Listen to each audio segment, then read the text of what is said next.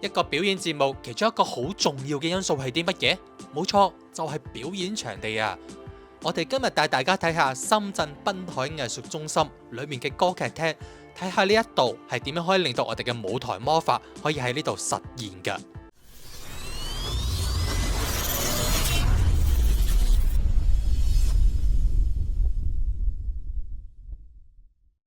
大家好，歡迎翻到嚟劇場研究所。今日要講嘅深圳濱海藝術中心呢，就位於深圳嘅寶安區，喺深圳地鐵寶華站嘅 A1 出口行大概10分鐘就到嗰個 theatre 噶啦。跟住落嚟就帶大家睇下個 theatre 實際係點嘅樣咯。我哋首先睇一睇停車場嘅入口位置先。停車場嘅入口呢，就由寶興路嗰邊入嘅，而門口呢，就有個電閘。呢個電閘呢，相當之寬敞，係足夠俾一個40尺嘅貨櫃去進入㗎。而入咗閘轉右行大概20米度呢，就會見到歌劇廳嘅卸貨區啦。而卸貨區入邊光線係非常之充足㗎，佢哋亦都準備咗一啲斜台，可以方便我哋上落貨嘅時候可以拎嚟用㗎。而卸貨區就直接連住咗台左後台呢個位置嘅，唔使上上落落，非常之方便。之後帶大家睇下舞台嘅內部究竟有啲乜嘢特別咯。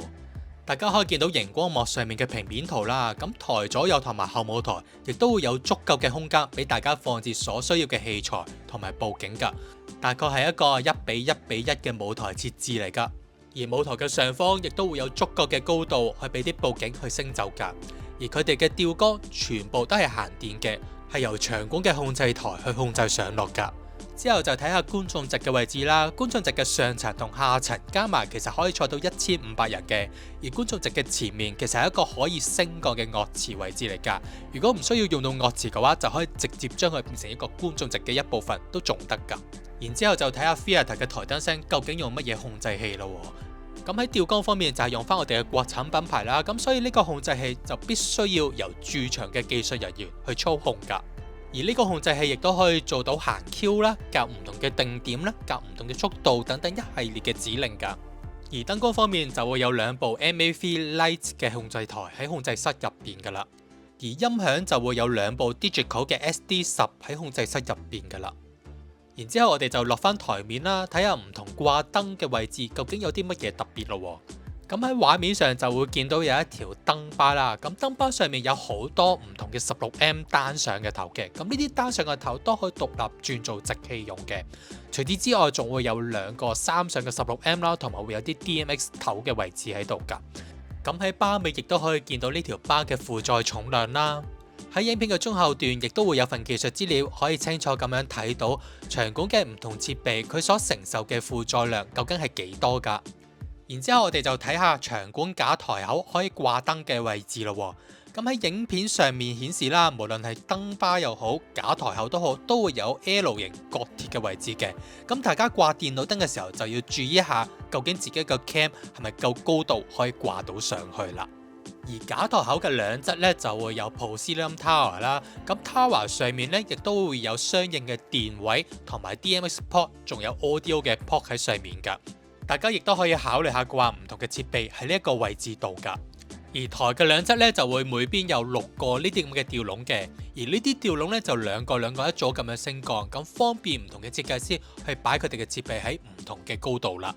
而觀眾席前面就會有左右各2組嘅 slot 位可以掛設備上去㗎。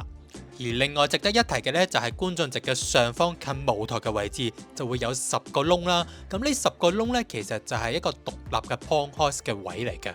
其中一個用途呢，就好似畫面上所顯示嘅咁啦，掛一條出線上去㗎。而觀眾席上面呢，就會有2條燈橋可以掛燈啦。而觀眾席嘅最後其實係一個科爐嘅位置嚟㗎。咁科爐咧，場館就會有4支3000火嘅追光燈喺上面㗎啦。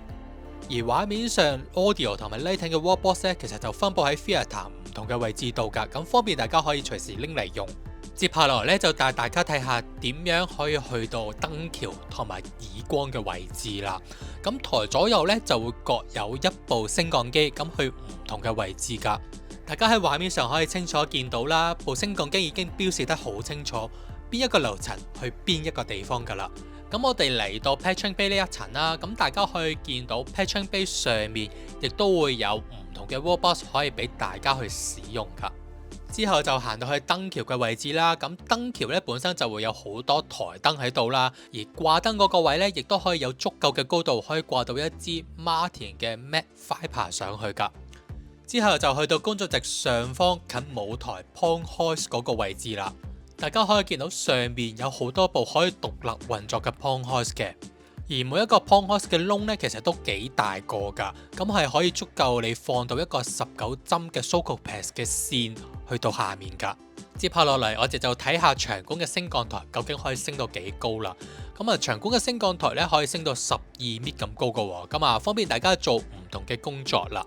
咁喺影片嘅上半部分咧，其實有好多技術資料咧係包含唔到㗎，咁所以影片嘅下半部分咧就會分為3 part。咁第一 part 咧就會係場地喺2024年出嘅技術資料嚟嘅，去彌補翻我上半部分冇講到嘅技術資料㗎。